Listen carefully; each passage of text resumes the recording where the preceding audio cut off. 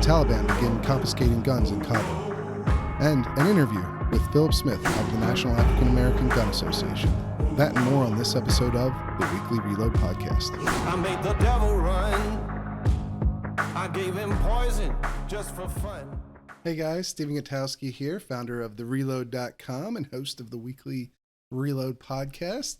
Remember, you get this a day early if you go over to TheReload.com and become a paid member, on top of a number of other wonderful benefits that you receive by joining, like access to exclusive posts that feature more of my analysis on different topics of the week and all the latest gun stories, as well as a weekly Sunday newsletter that features my analysis as well.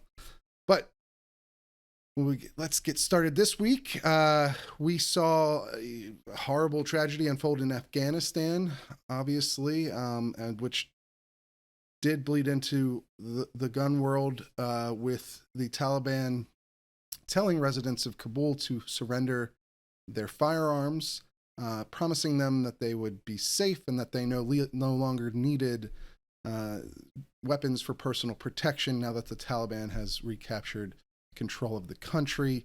The repressive, violent, terrorist supporting regime claimed that residents no longer had anything to worry about now that they were back in charge due to the American surrender, which has unfolded rather chaotically, as I'm sure you're all aware. Obviously, many Afghans did not buy these promises, and some clung to the sides of American jets in desperate attempts to escape the country, apparently not reassured by what the Taliban had to say, some sadly falling to their death during that horrific scene.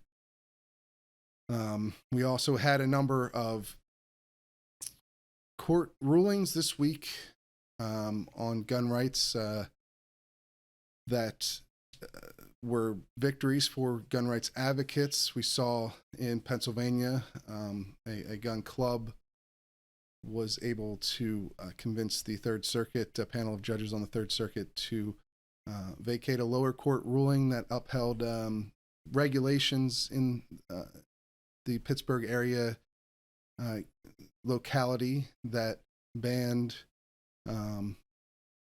the use of centerfire rifles at the gun club's range.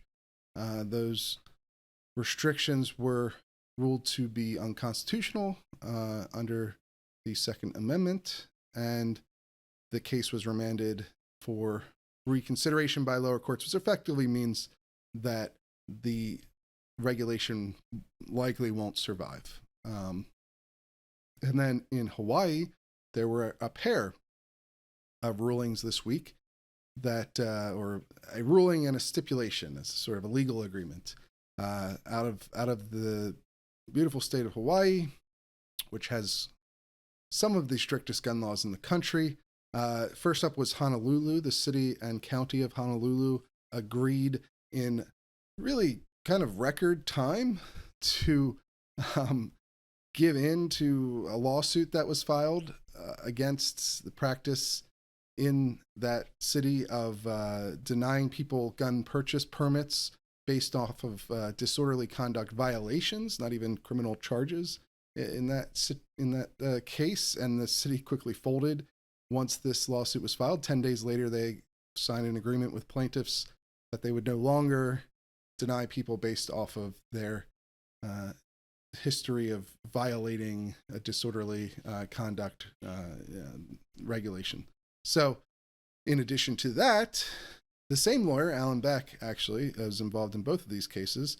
He also won in front of a federal judge in a suit against two provisions in Hawaii's handgun purchase permit process, where they had required that applicants show up in person at police stations for inspections of their handguns before completing the purchase, and also that the handgun purchase permits were only valid for 10 days. This had caused a lot of issues, obviously, especially in the age of COVID-19, where oftentimes the in-person appointments were not available within that 10-day period. But either way, both of those restrictions were found to be unconstitutional and a violation of the Second Amendment, and were struck down by a federal court this week. So quite a number of advancements on the gun rights front, several victories for gun rights advocates in federal court this week across the country. And then obviously the very sad situation for the people of Afghanistan this week, and a real world gun confiscation has begun in Kabul as the Taliban takes control. But in better news, The Reload has a new contributor, contributing writer, and I thought I'd take a little bit of time just to introduce you guys to him. He actually wrote the piece on the Pennsylvania ruling, and we're hoping to see more pieces from him, some news and analysis. So without further ado, I will introduce you to him, and then we will go as well to Philip Smith from the National African American Gun Association to discuss some other issues. So here we go. I never know how to what a good transition is for these things, but forgive me. Let's move right on into the first interview with our new contributor. All right, everybody, I wanted to introduce you to a new member of the Reload family here. Jake Fogleman is going to be a contributing writer over at thereload.com. He'll be offering written reports as well as some analysis pieces coming up in the future. It's sort of an internship for him. He's newly on board. I'm going to hope to to mold him in my image here at the Reload. Jake, why don't you tell us a little bit about yourself? Sure, yeah. Like you said, I'm Jake Fogleman. I'm 24, recent graduate of Metropolitan State University. It's a school in Denver. I'm a Colorado native, born and raised. And like Steven said, just getting into writing for the first time. And I'm a big fan of guns and all things gun culture. So. And so, what makes you want to become a journalist, a writer about firearms in particular?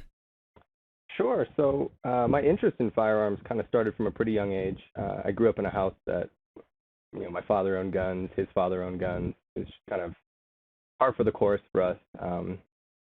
And I got my first gun shortly after I graduated high school. I got a shotgun, got into skeet shooting. Had a buddy that took me hunting for the first time. I got into hunting, which then got me into more guns as I got older and was old enough to purchase handguns, got into target shooting, started learning more about self-defense, got a concealed carry permit, and now I'm an everyday carrier. So firearms really just became kind of a part of my personal life. I got really interested in it. Nice. Yeah, no, that was a similar story for me. I guess, when I first got into firearms, I never shot a gun until after college, actually. I think a lot of people are surprised by this fact, but I grew up in southeastern Pennsylvania, but never. My mom had a gun. She had like a little 22 rifle, the little squirrel engraved on the stock, but we never really shot guns at all when I was growing up, and so I didn't get into it until I moved down to Virginia and became involved with writing about media, and so and then from there I obviously had a similar sort of path. I got very interested in it, to the point where I build my own guns now and also have a concealed carry license. So pretty interesting, pretty similar tracks there, I would say. What made you want to start doing reporting now that you've graduated from school? What is it that appeals to you about storytelling, I guess? Sure. Well, it specifically has to do with the gun angle. I saw what you're doing, and you're one of the few people I feel like that are covering guns with a perspective of actually having some knowledge and some background and that's not necessarily the fault of the other people doing it. They may not have just grown up around guns or talked to many gun owners. But, I wanted to be someone that could contribute to that, having personal knowledge of guns and could report on them accurately and fairly. So I wanted to do my bit and get into that. Yeah, great. Well, I think we'll have a lot of opportunities for you here to write about interesting stuff, which means in the end, more content, more good content for you guys, the listeners, the readers of the Reload. So I think this is going to work out really well for everybody. And we're happy to have you on board, and I look forward to seeing more of what you're writing. We got your first couple pieces have gone up this week already, so people can head over and check them out. We got, your bios up on our About page if people want to read a little bit more about you. I think it's going to be a good ride. Yeah, I'm excited here. And I think hopefully we'll be able to teach you some stuff about how to do all this, and hopefully you'll be able to break some interesting stories for us. I think that's where we'll have a great nexus of mutual benefit. And so we'll probably have you on the podcast again too in the future as well, if you'd like to be, of course, and we'll have the listeners hear more from you. But in the meantime, this week we're actually going to be talking to Philip Smith from the National African American Gun Association. Oh, cool. Here. That's the next interview up, so I think you guys should stick around for that. I think he gives a lot of interesting stuff on the Chipman front, ATF director, as well as the growth of black gun ownership in America over the last couple of years. So make sure you stay tuned and listen to that. All right, we're here with Philip Smith, who's the national president of the National African American Gun Association. Thank you for joining us. I wanted to get your perspective on some of the things that have been happening in the news, and obviously I know your group has grown a lot over the last year and a half here, and we wanted to talk a little bit about those trends that we've seen in gun ownership in America. But can you introduce yourself to the audience for anyone who might not know who you are and what you do? Yeah, sure. I'm Philip Smith. I'm the national president and founder of the National African Gun Association, otherwise known as NAGA. We have members in every state. We're about 130 or so chapters. We average on a monthly basis about 1,000 new members, roughly 1,200 new members every month. Very aggressively growing. A lot of good folks joining, trying to learn about guns. 70% of our folks are we call newbies, first-time gun owners, which is a treat. You get a chance to really teach folks from the very beginning. We're very, very focused on training.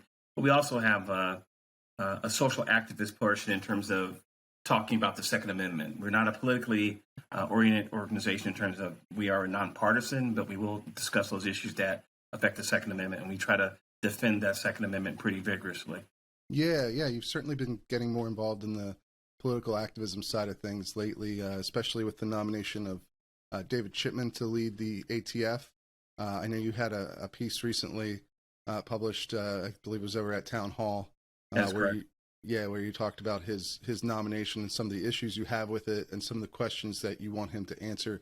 What do you want to say to him? What are the top concerns you have about David Chipman at this point? If I could talk to him right now, if he was in the room, I would be very, direct with him and ask him, one, his seemingly heavy bias that his statements in the past have been anti-gun, clearly, regarding the rights of normal citizens. I'm not talking about folks that walk around in yachts and all that good stuff. We're talking about the normal Joe and Jane that walk around and have to do the normal things with a gun. I think his stance is somewhat aggressive against the Second Amendment, and I think that makes him very, very dangerous in terms of potentially being a nomination. Two, I think his statement that he's made in the past in terms of his perspective from a racial standpoint with some of the members, the black members at the ATF, are suspect at best. And for his HR file to disappear suddenly where no one can view it and get any type of public perspective is troubling at a minimum. So right. From those two stances, I think he's very, very problematic as a candidate. And obviously at the Reload here, we broke a story just recently on a new allegation from a black ATF agent, former agent, who said that Chipman had targeted him during a promotion assessment and accused him falsely of cheating. He claims that there was an OIG investigation into Chipman's claims against him and that he was cleared. The Department of Justice has confirmed that Chipman did initiate this kind of investigation against one agent. They didn't give any further details beyond that, other than to deny any sort of racial bias on the part of David Chipman. But I was wondering what your reaction to this story is, to this claim. Well, the thing that troubled me the most, and I'm very familiar with that particular allegation, the thing that was really troubling after that guy was going through all this, his career was pretty much put on standstill.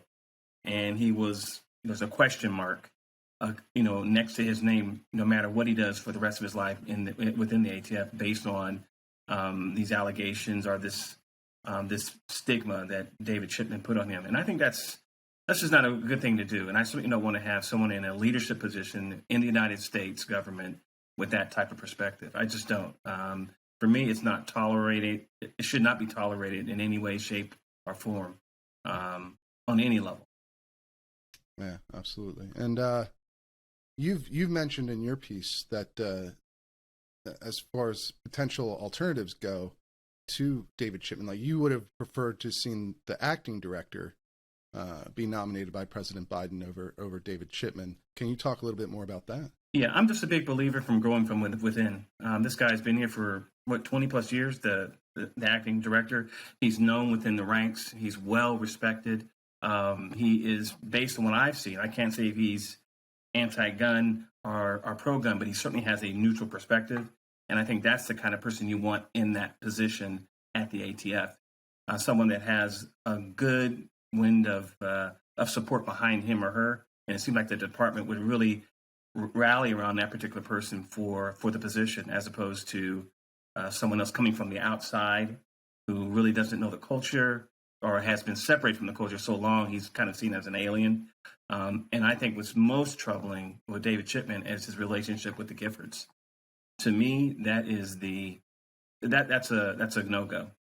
You can't advocate against guns and then suddenly be put in a position where you're supposed to protect gun rights. It doesn't mix. And I think he should be removed completely by President Biden without any hesitation. Okay. And so to talk a little more broadly here about black gun ownership in America, obviously you're at the center of this growth. Your group has grown alongside black gun ownership over the last year and a half. Correct. We saw the National Shooting Sports Foundation put out a dealer survey that indicated the fastest growing group of gun owners in America are African Americans, which is something we've been hearing for a while now from the industry.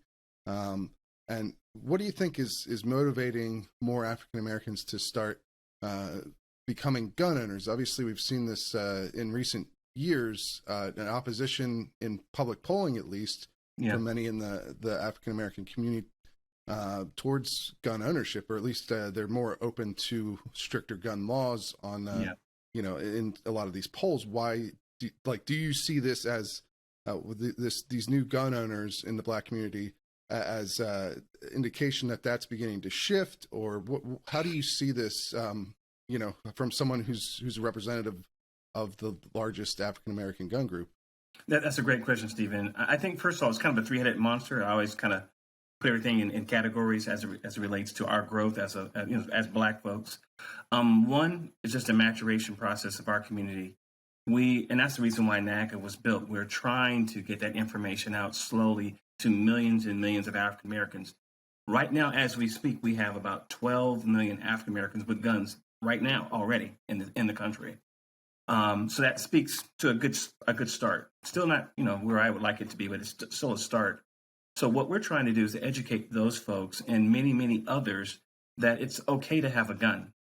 A gun is part of your right as an American, and you have the Second Amendment to back you up on that and to be active when you see things like David Chipman and all that stuff going on. So we are constantly educating, sending out emails letting him or her know that's a member, about their gun rights, practicing to learn how to shoot a gun, how to hold a gun, all that good basic stuff that they are needing to learn.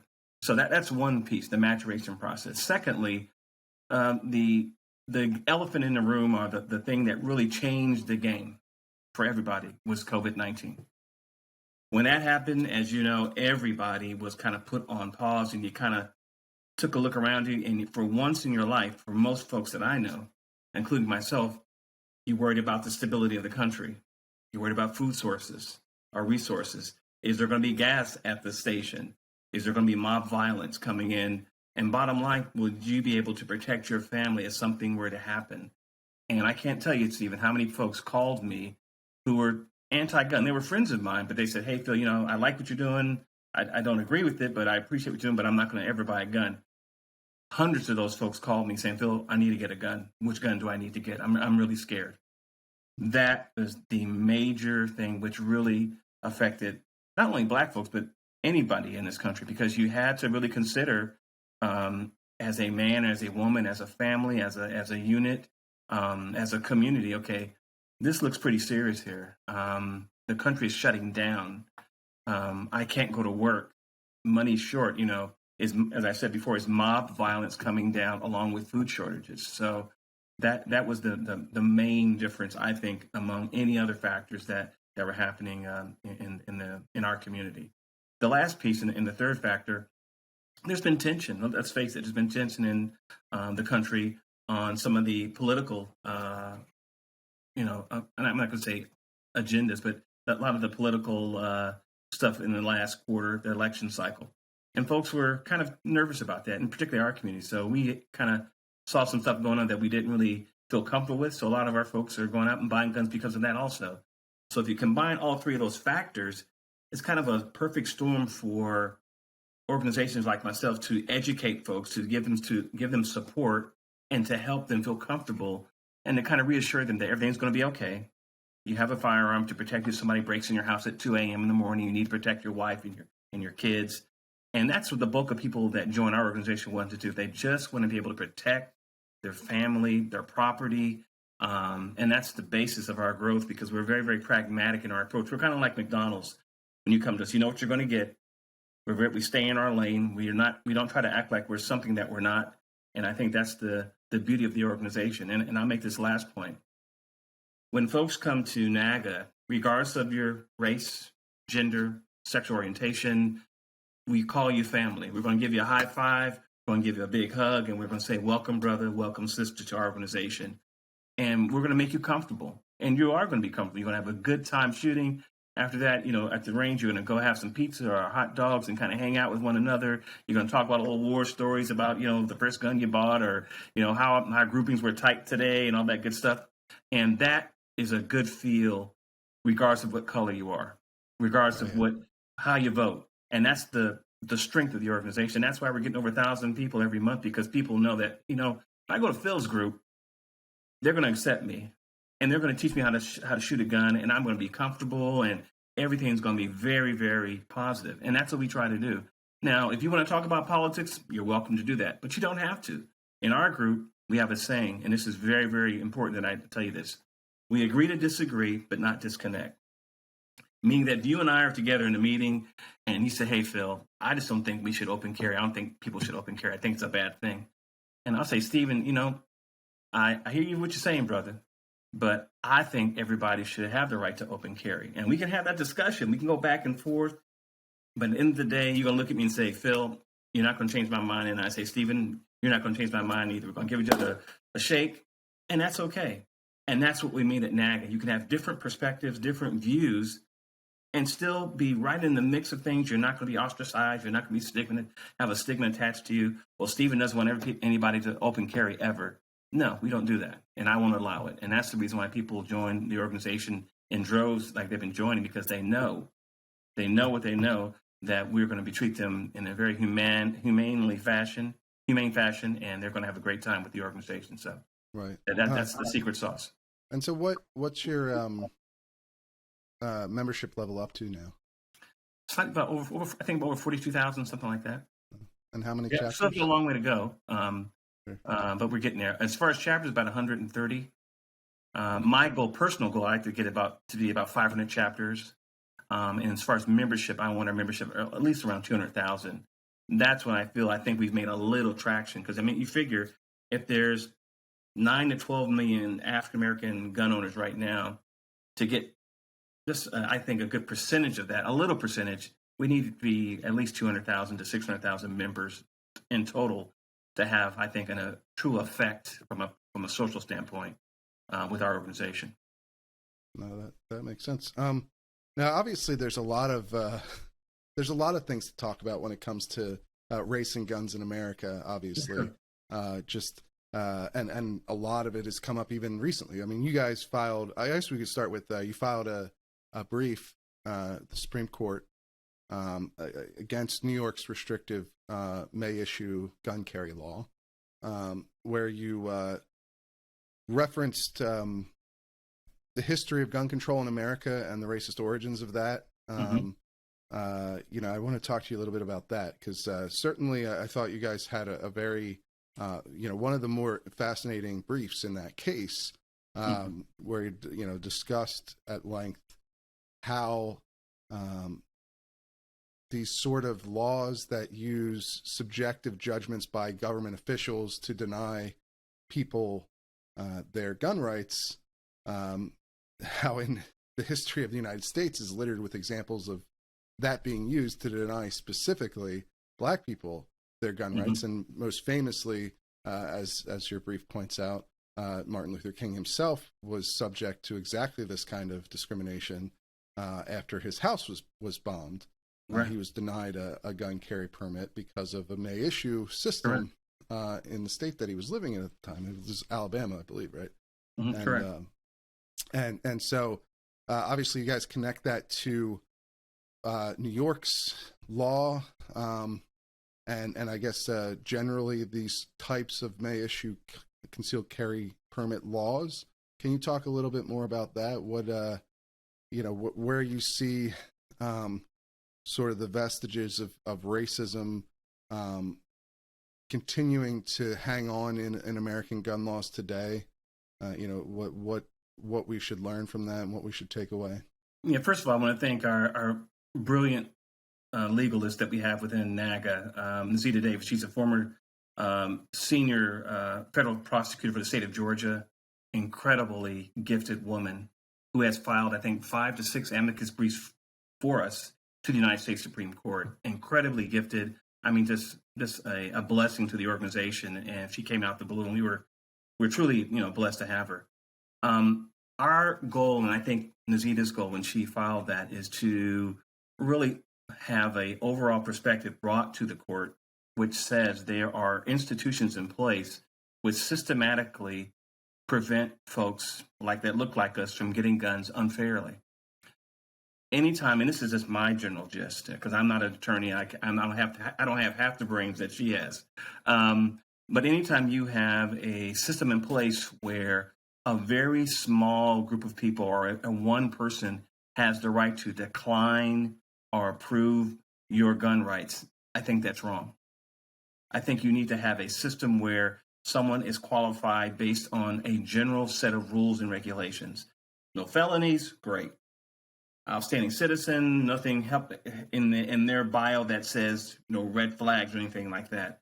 If they meet that minimum qualification, he or she should be allowed to have a gun. I'm just opposed to having that one sheriff in a county, using the example of Dr. King, that says, no, he can't have a gun, regardless of what he's going through in his personal life. I think that in itself is internally problematic.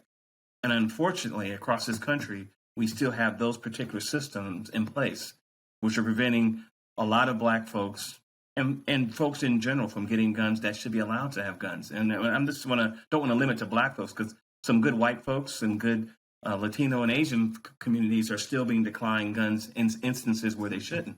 So we all need to band together and say, you know what, let's scratch our head and look at this system and let's see if we can put something down in a very pragmatic fashion that will address the inequities of these small committees that nobody knows about, or this one person that's the sheriff or some unknown person pushing back and not allowing certain amount of folks to get guns. I think that's very, very bad, and we need to push back as strong as we possibly can. Right. But I do think there is something to be said. You know, we talk a lot in America about the disproportionate effects of various laws on Black Americans. Yes.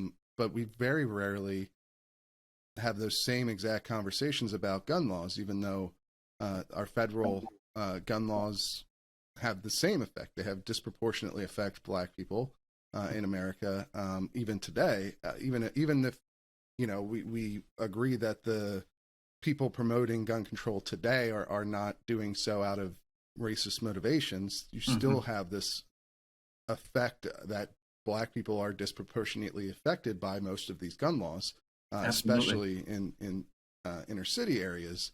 And so, you know, we don't really talk much about that. You know, I think in media. But it's something that is so. I mean, Stephen, this is something that is. We talk about this every day, and I'll give you some very quick examples. Let's look at the single Black mother in Chicago, South Side of Chicago, that's living in a very rough neighborhood. She needs to have something to be able to protect herself. But it's literally impossible for her to get a gun within the city. She would have to get exception rules. She would have to know somebody who knows somebody. She would have to pay somebody off to get a gun, just to get a gun. And if she were able to get a gun and have the right to get a gun, they're going to put so many financial requirements assessed to that gun. You have to take a class. You have to get this type of certificate by you. By the time you end up looking at the total financial, amount, you're in the thousands, $1,200, $1,300 being paid out for a $500 gun. Now, what that does to folks that are in very limited incomes, that pushes the gun out of their reach because you've attached financial requirements to buying that gun. And it's used under the guise of these are just laws and regulations to help protect the public, but you're hurting the public, the Black community specifically with these laws that are in place. And I think that's the one thing that I hear, and I get emails from people all over the country on a daily basis. I can't tell you, saying, "Hey, Phil, I need to get a gun, but I can't afford the permit. Hey, Phil, I need to get a gun, but I can't afford to take this class that they're requiring me. It's an additional $400. Hey, Phil, I just can't afford a gun, but can you direct me?" So they're just really heart-wrenching stories and emails that I get on a daily basis where our people are just literally pushed out by these gun laws that are just really pushing it to the extreme where you have to be a very wealthy person of extreme means to buy a gun. And I think that's wrong. I think the average American, I don't care if you're blue collar, I don't care if you're middle of the road or high end, whatever, we all should have the right to protect our families at night. And I'm just a big proponent of that mindset.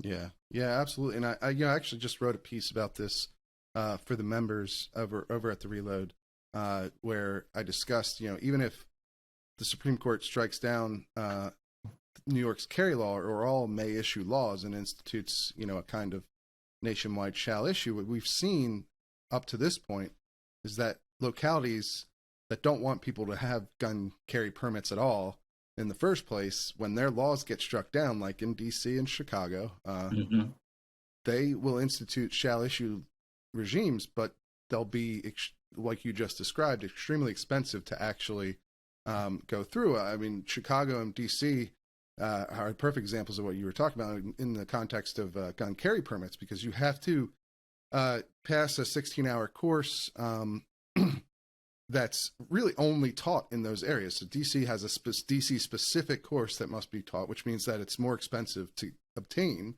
because you have to get a special certification from the city to teach it.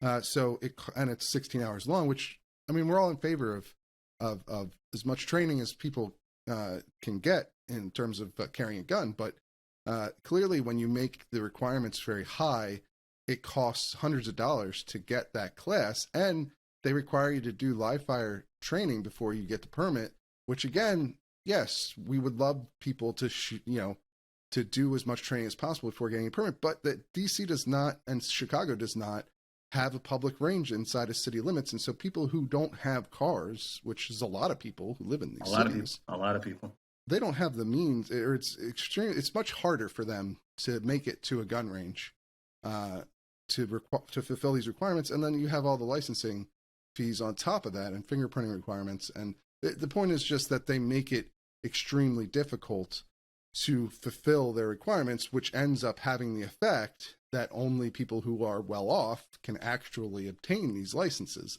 Correct. not the poorer residents of the city. And disproportionately, that tends to be minorities, Black Americans, Asian Americans, that is very Hispanic true. Americans. That is very true. And so, even if the Supreme Court does do what I think most people expect it to in terms of striking down New York's law, it doesn't necessarily mean that your disadvantaged people are going to be able to legally obtain a license to carry anyway. And they're the ones often who live in areas where violence is higher and who could benefit the most from these kinds of protections. But, it's really, I think it's something that people need to think more about and grapple with personally, because it's as far as the gun rights movement goes, it's a big win if the Supreme Court strikes down New York's law, but it certainly doesn't end there. And these sorts of permitting requirements, like you mentioned, extend beyond gun carry to even more, I think, base levels like gun ownership. I mean, New York City, the process to own a handgun there is like you described, is extremely long and difficult and expensive to get through. So I just think, I'll just coattail on what you said, and then I'll be quiet. I think there's just a level of not so much racism. I think it's just arrogance on the part of a lot of these individuals in these selected positions on the civil side that just really believe that only a certain type of person should have a gun. And if you don't fulfill that profile, that stereotype, when you come in the door or when they're looking at your information on a piece of paper, you're not going to get a gun. And I think this is not fair. I just think it is internally problematic, and we have to start doing something about it. And I will say something about the New York case with the Supreme Court. Even if we win that case, that's not the end of it, like you said. We have to continually keep banging at the door till we get to a point where we're all able to go out and buy a gun. And that's a long fight. There's no silver bullet, decision coming down the pipeline that's going to do that. So we're just chipping away at where we want to be eventually. And so it's a long-term plan and strategy that we all have to be on board together. And I want to stress together, white folks, Black folks, Americans, however you want to put us together. But if we don't come together, and I mean this, Stephen, if we don't start coming together and speaking loudly in unison, we're going to be left with playing with super soakers on a Sunday. Because the other side is very well organized. They're extremely financially solvent, and they're very active, and they don't hesitate to jump on something that they are willing to believe in. Yeah. I guess in that vein, I was hoping to discuss with you this recent book that was written. This is an old idea, of course, but it's come back into the media's attention in recent weeks, because there was a professor who wrote a book about the concept that the Second Amendment was created essentially to protect slave militias or Southern slave militias that would put down any uprisings. It's essentially the amendment itself is explicitly racist in its origins and purpose. Obviously, if given what you guys had put in your Supreme Court brief, I would imagine you don't adhere to this interpretation of the Second Amendment. So I wanted to talk with you a little bit about that, just what your views of the Second Amendment are, and what your thoughts on this narrative that's being brought up again on the left are. Like, what's your response to that? Well, I think the Second Amendment is here to protect us. Everybody, Black, white, whomever, Republican, Democrat. And again, I'll say this, and I'm not familiar with the book that you're talking about, but I'll certainly read it after this interview.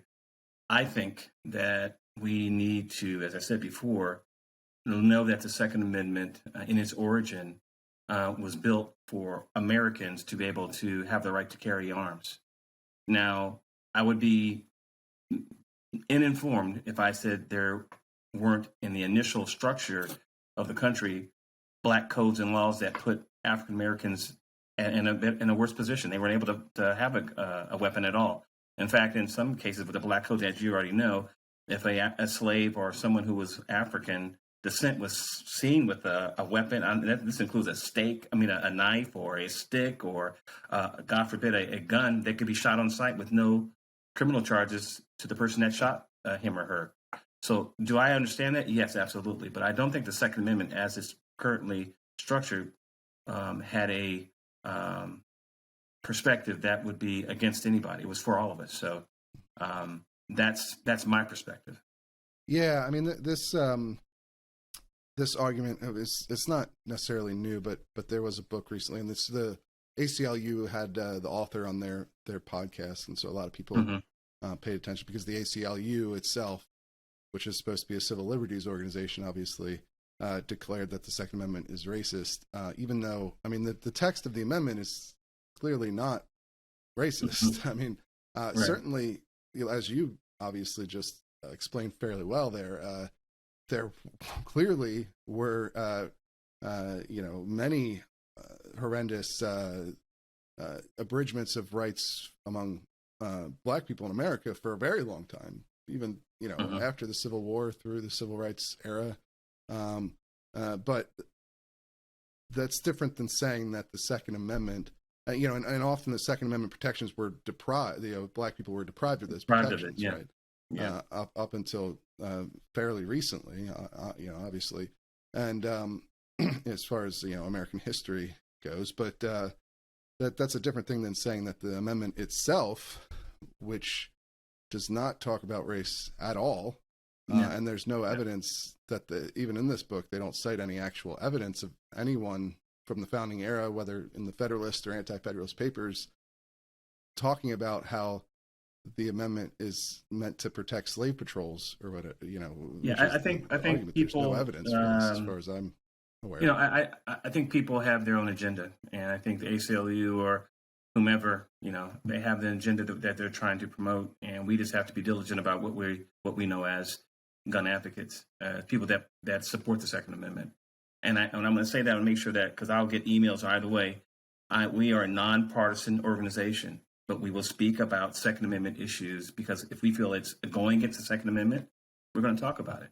And I don't have a problem with that. So to your point, people, if you look at the Second Amendment for what it is, it's a great document. It's a great amendment. Has it been used correctly in some instances against black people? No, it hasn't. It's been used incorrectly. But it itself is pretty clear document about what it does and how it serves the country. Yeah, and I mean the concern, one of the concerns in Dred Scott, with declaring black people to be persons under the Constitution, was that they would be entitled to Second Amendment rights to keep and bear arms, to have guns. Yeah. Yeah, and so it's hard for me to understand this argument or give any credence to the idea that the Second Amendment itself was racist in its text. No, I would disagree. And now, if they said black codes, I would say that was definitely racist. Some of the Jim Crow laws, absolutely, but I don't think it would include the Second Amendment. Yeah, no. And so one other thing I was wondering. So you mentioned earlier about the things that have drawn people to your group over the last year and a half. Obviously, we had, and this, you mentioned tensions, of course, political tensions, but certainly, racial tensions in the United States and tensions between police and Black Americans have been inflamed, to a very high degree. Right. Yeah. What effect have you seen from that on Black gun ownership? I think that has driven Black gun ownership. To be clear, it has our folks, and including me, myself, because I consider myself a Black person every day of the week. We have conversations now, and this is where having the organization is a great benefit, because you can sit down with others going through similar thoughts and similar experiences and talk about the relationship they have with the police or not have a relationship with the police, and have a good conversation. I think it's necessary. That's a big benefit for NAGA in itself, because it allows our community to come together the way we want to come together and talk about things the way we want to talk about them. Sometimes it's raw, sometimes it's tough, and we call it tough conversation days. But though you need those conversations because you can have an honest assessment of what people are going through. Some of my most difficult and productive discussions have been very tough discussions with my own members, because they've been able to say, "Hey, Phil, this is what I'm going through. This is my interaction with law enforcement, and I just want you to know that." And I have a tendency to be, I'm always trying to think, hoping that the glass is half full, looking for the positive in everything. And sometimes a lot of my folks will say, "No, Phil, it's not that way," and I have to respect that and understand that, regardless of what I may think. And that's the beauty of the organization. You're allowed to think how you want to think, versus some other organizations where you have to kind of walk alike, talk alike, dress alike, vote alike. We're not like that. We're what we call a Big Ten operation, where anybody can come. Black Republicans, Black Democrats, Black Libertarians, Black folks that don't want to vote at all and just want to shoot. You can do that too. So it allows you some latitude. And I think that's a good thing for the organization. And yeah, I guess that dovetails well into my next question here, which is just what do you think the value of having a Black gun rights group is? Obviously some people would say, why not just, join the NRA or be part of their outreach programs for minorities or something, something along those lines. What is it that you think provides that extra value to having an African American gun association in particular? It sounds like that what you just described would be one thing, right? That people who've had shared experience, shared background, as Black Americans coming together and being able to talk more freely amongst each other, I guess. Just that sort of knowledge of having a same base level experience. What is it that you think necessitates the group? The one thing I heard a lot when I first started, this is back in 2015, because we're up 6 years old now. One of the things I heard constantly, this bing, bing, bing, was that we're not being heard, Philip. We're not being heard. It's like we're not at the table. We don't exist. So one of the first things I did when I started the organization was have a news editorial newsletter that went out every month. And I talked about the issues that they were telling me that they want to talk about. I talked about the Trayvon Martins. I talked about Black on Black crime. I talked on Black on white crime. I talked on African Americans being shot, domestic terrorism. I talked about all the issues that our community wanted to talk about. Some of the discussions are very, very tough, but we're better for it at the end of the day. When you have the ability to do that, I think, and this is my perspective, I'll be very selfish about it because I'm very biased about my organization. You have a group of folks that at least can respect where you're coming from because you're true to your word. And if we were to say, okay, why don't you join another organization?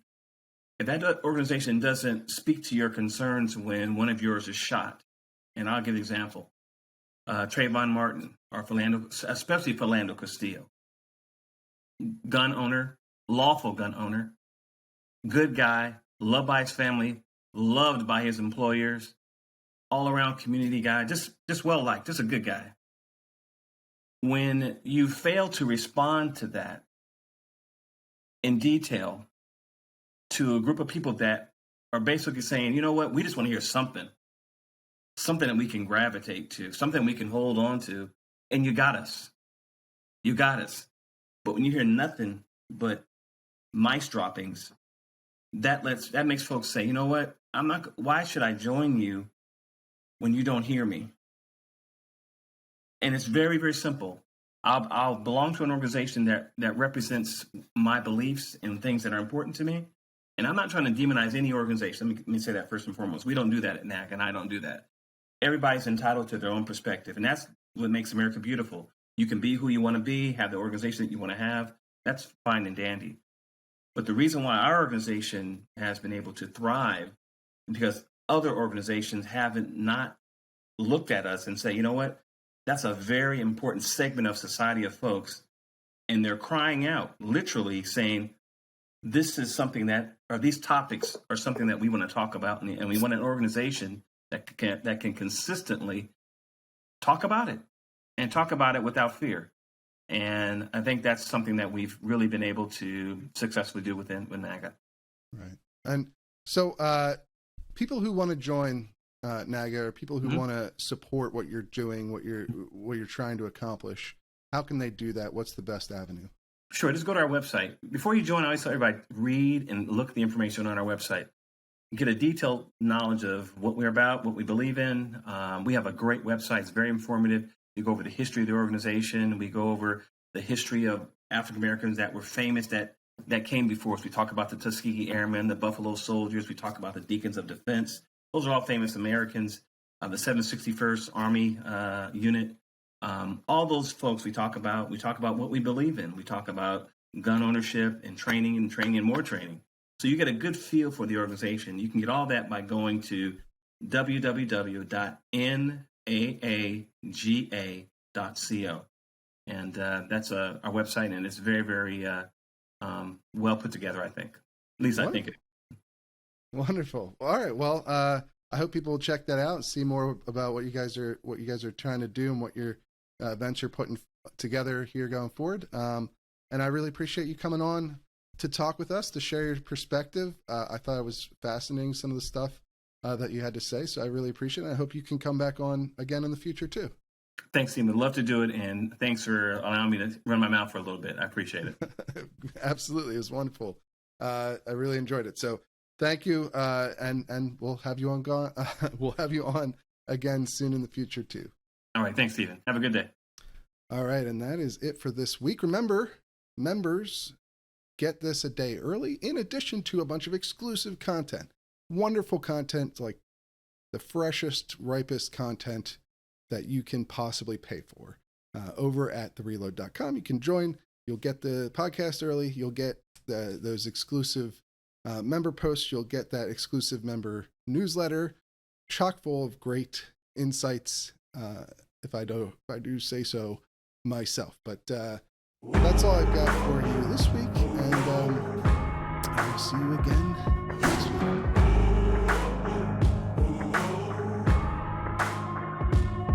I made the devil run. I gave him poison just for fun. I had one friend, now there's none.